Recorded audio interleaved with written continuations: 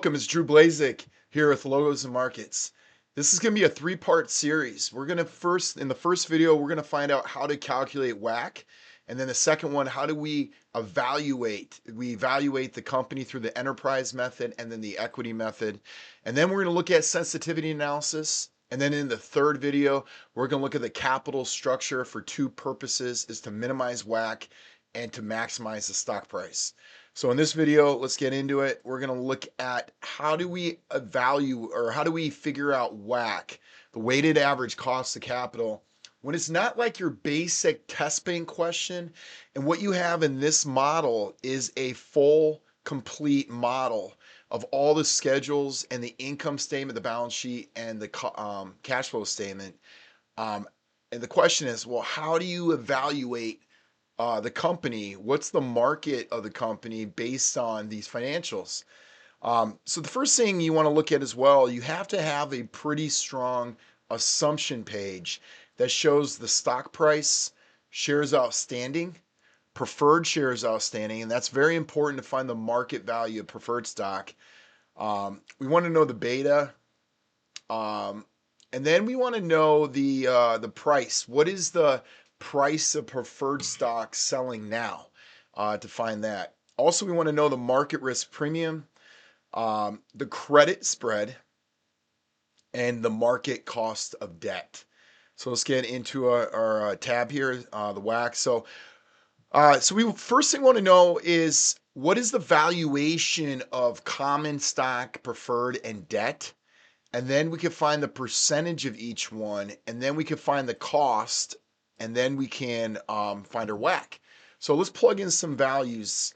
Most of these values are found in the assumptions page, but I gave a name to most of these. So for example, it's called tax rate. So that just automatically pulls it in.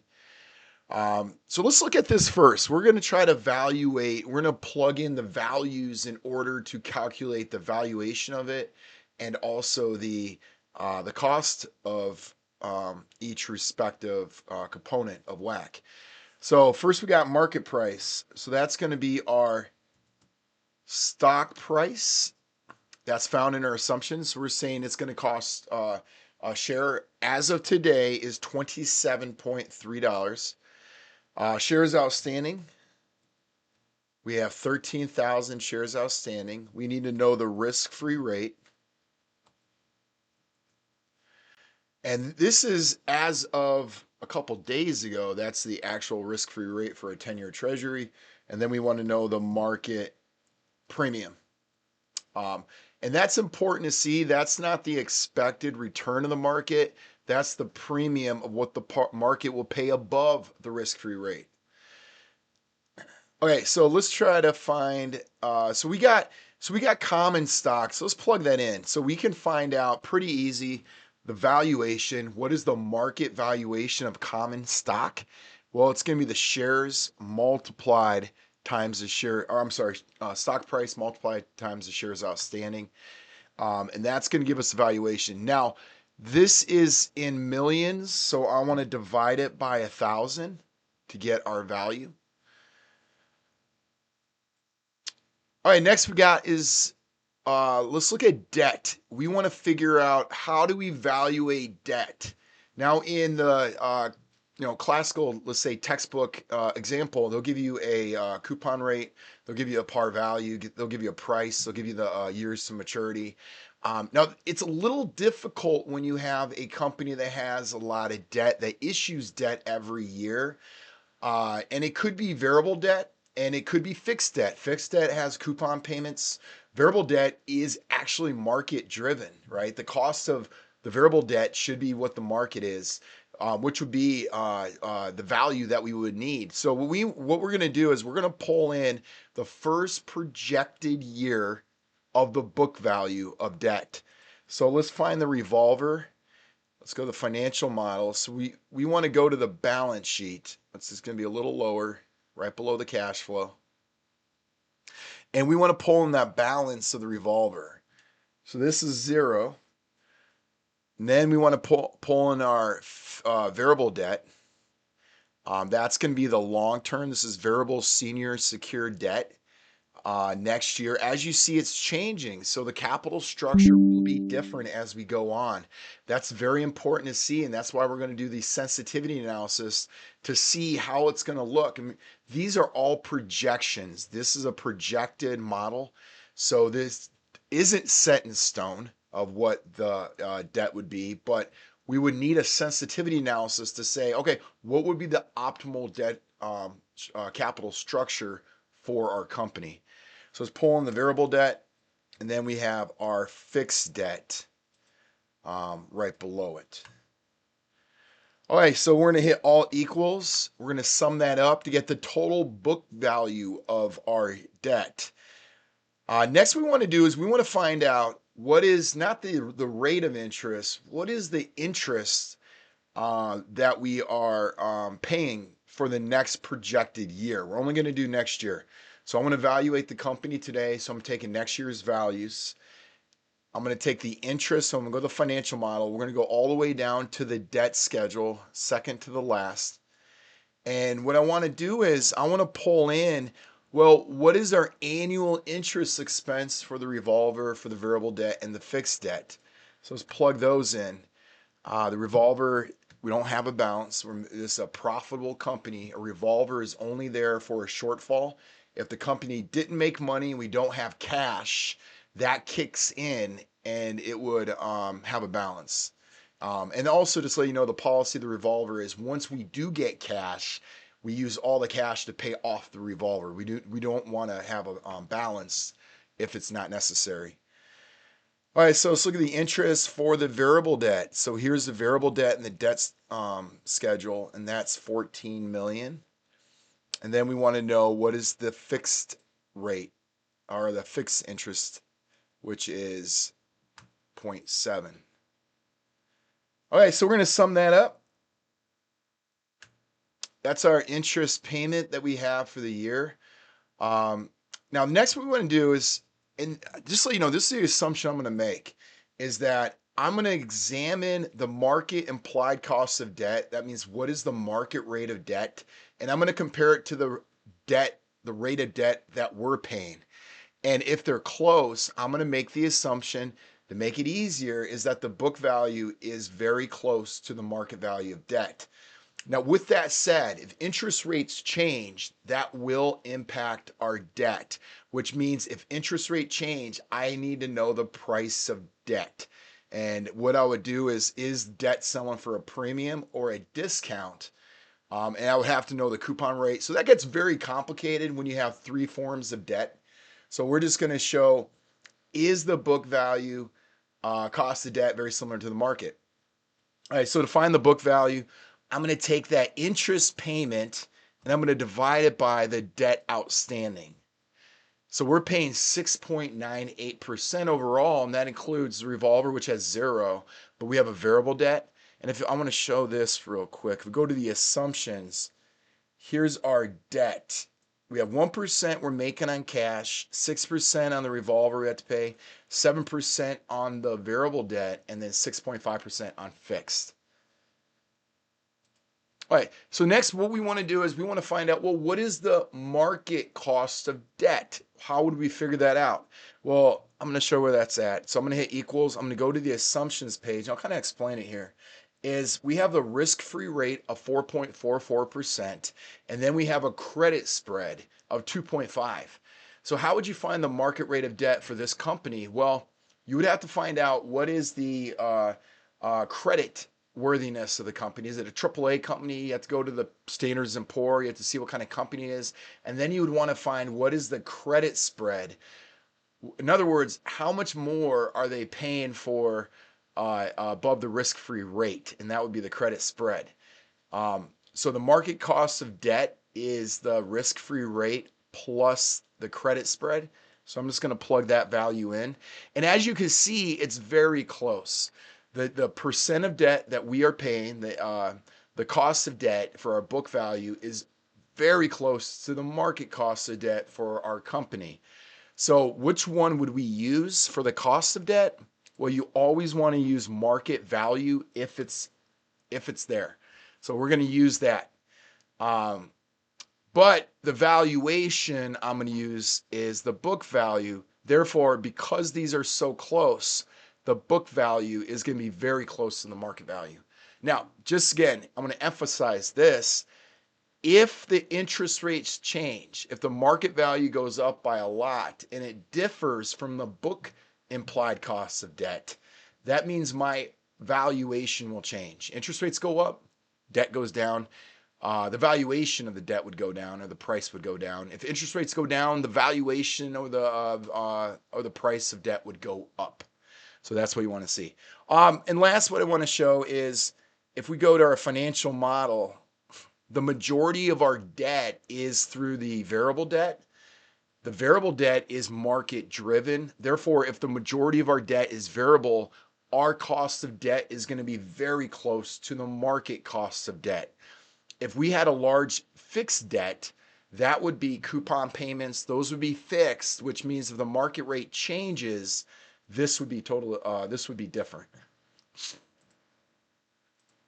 All right, so we got all the values we need to know for debt. So if we want to look at what's our valuation of debt, and again, I'm going to use the book value. I'm going to bring that in. And then I want to know what is the cost of debt. The cost of debt, we're going to use the market rate. The market rate, again, it's the credit spread plus the risk-free rate. Last, we want to have, now preferred stock is, I had to add some assumptions to make this real life, make it real financial model here. So number one, we want to bring in, well, how many dividends did we pay for preferred stock? In this model, we have preferred stock fixed with a certain dividend payout of 10%. However, that doesn't mean that's the valuation of the business. That's not the cost of preferred stock. The cost of preferred stock, you need to know the price of preferred stock. So let's bring in the dividend first. So I'm going to go to the financial model. We want to know, well, how much of a preferred dividend are we paying? That's right here. And again, it's 10% of the 30 million. And you see it does not change. We issued it. We didn't issue anymore, or we're not purchasing it back, calling it back. So it's 3 million. And just to clarify the difference between preferred and common dividends is that preferred typically pays 10% no matter what. Company loses money, they're going to have to pay that. Common dividends, that only pays if there is a profitable year, which means you have to have a certain function in there. It's a max function. You're only going to take the positive value. If the company loses money, you're not going to multiply it times the net income. So it's really important to see the difference there. So we're paying 3 for the dividend. Shares outstanding, I believe I have it as preferred. I try to name them all. It's not working. Hold on. I'm going to try one more time. There we go. Preferred shares outstanding. We have 280. And now I want to know, well, right, our assumption for preferred stock is par value is 100. So you get that at the end of the term. Par value is 100. That means if you pay $100, you're going to earn 10% on it.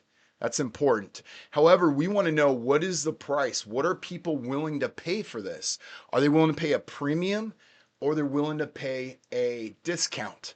Now, if you're receiving a 10%, this is very important in preferred stock. If you're receiving a 10% return on your $100, well, if you're willing to pay more for that, that means my required return on preferred stock is less than 10%, which means I'm willing to lose money on the capital gains, right? I'm willing to pay more than 100, and all I'm going to get at the end is $100. So you're willing to pay more. That means your required return on preferred stock is less. If you're going to buy it at a discount, which means you need more than the 10%. This company is risky for whatever reason. I need more. I need to buy it for, let's say, $90, right? I need to make that $10 per share plus the 10%. So it's real important is how people value preferred stock in the company. So let's pull in the price. I think I got it. Well, let's just go to the assumption page. And as you can see, the preferred stock price as of March 30th, 2026 is $111, which means people are willing to pay a premium for preferred stock. If you're only earning, let's go back to the assumption, if you're only earning 10% preferred dividend rate of par, so 10% of 100, so you're earning 10% what you buy into it, that means the price, this is very important, the price, if this is greater, people say, my required, all I expect to earn is less than 10 then.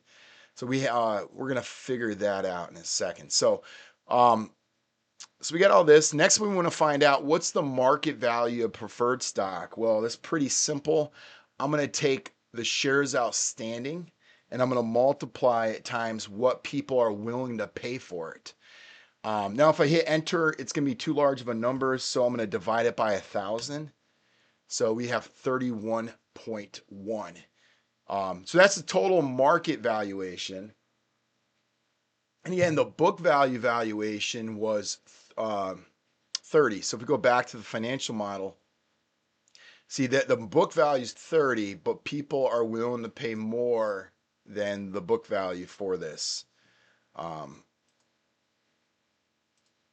right, next we want to do is what is the cost of preferred stock?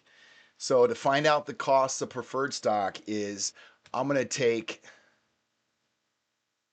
the dividends paid, that's the total dividends paid, and I'm going to divide it by the market value, right? If I divided it by the book value, that's 10%, but people are willing to pay more for this. So as you can see, the required return on preferred stock is actually less than the actual dividend payout, 9.64. People are paying a premium on it. Next we want to do is let's find the cost of equity or the cost of common stock. We're going to use the CAPM model. So that's going to be the risk-free rate. And we're going to add in the beta. And the beta is going to be multiplied times the market premium, which I have some of those values down there. So it's 15.64. And does it make sense? Yes. Because common stock is the most risky. You get a higher return to accommodate your risk. Preferred is the second risky, and debt is the less, it's the most conservative of the three, because they are guaranteed that no matter what, or the market rate of interest.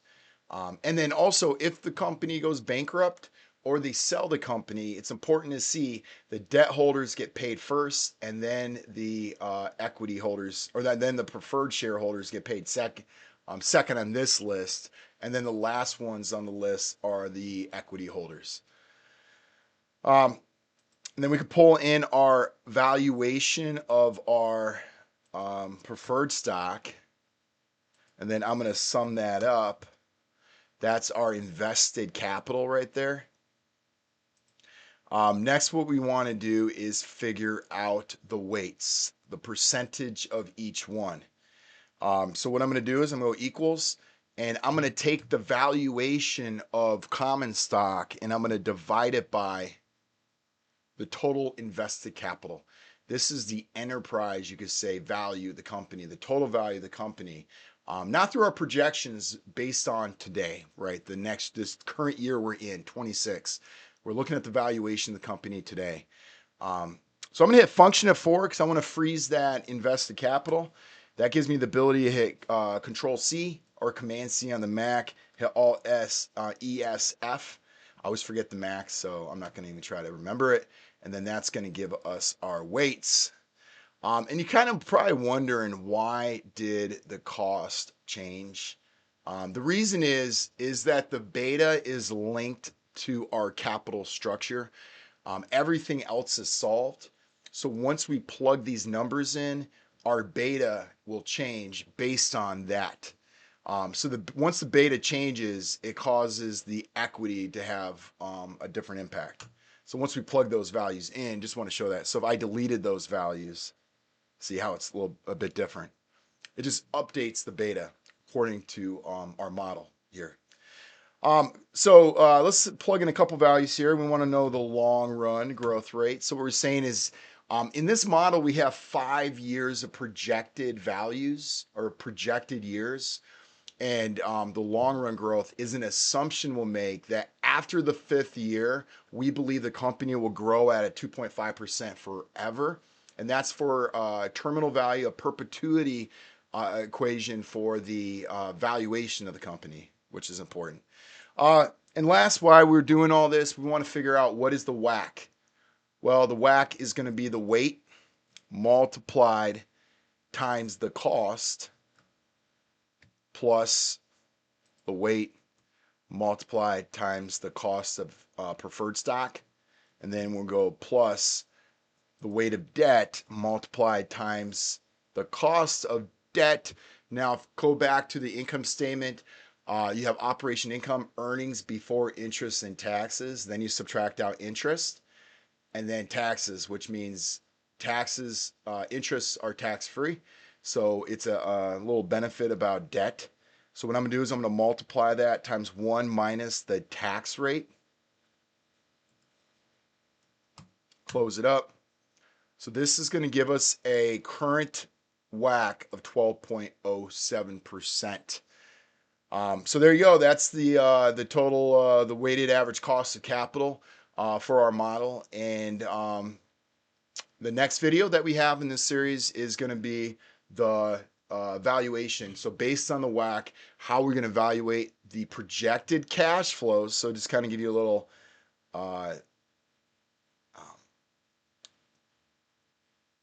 what we're going to do here is go all the way up to the top. We're going to take the EBIT. We'll go, okay, these are the operation income. And then I need to find the net operating profit after taxes. And then we're going to add back all the cash values that the income statement took out, but it really wasn't a direct outlay of money. So we're talking about depreciation, the change of net working capital, and then also we have to subtract out the capital expenditure. So that'd be the valuation. We want to evaluate these cash flows. And then like I mentioned, after the 2030, we're looking at what is the growth of the next year, but we're looking at a perpetuity. It's going to be a constant growth of 2.5% forever at a certain WACC that we have. So we're going to discount everything by that WACC. There you go. I want to say thank you for listening to this, and check out for the next video for part 2.